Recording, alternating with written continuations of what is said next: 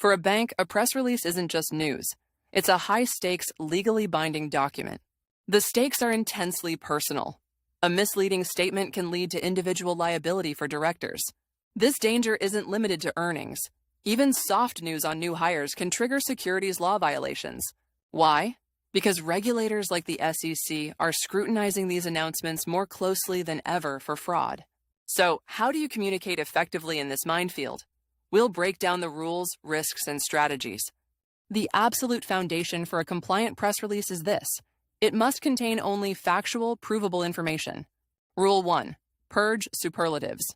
Words like greatest or best are red flags for regulatory attention. Rule 2. Maintain balance. FINRA. Rule 2210 requires you to present potential risks alongside benefits.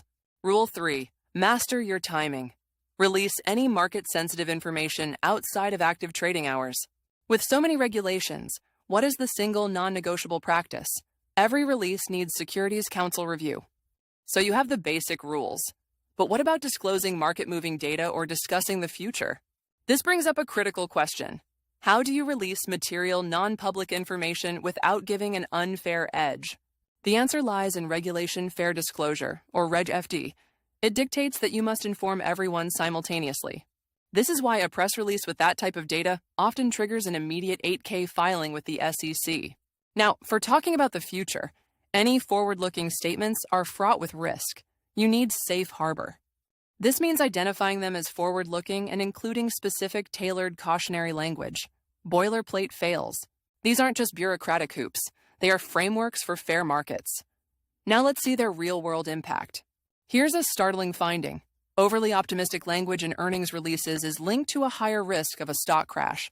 This shows the need for consistency. The tone in your 10K must match the release and the earnings call. But for smaller institutions, there's a surprising benefit.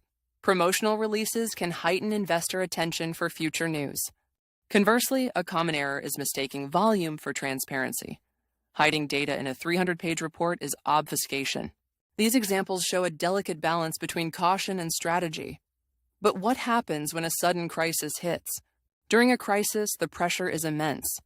What is the single biggest communication mistake a bank can make? The biggest mistake is silence.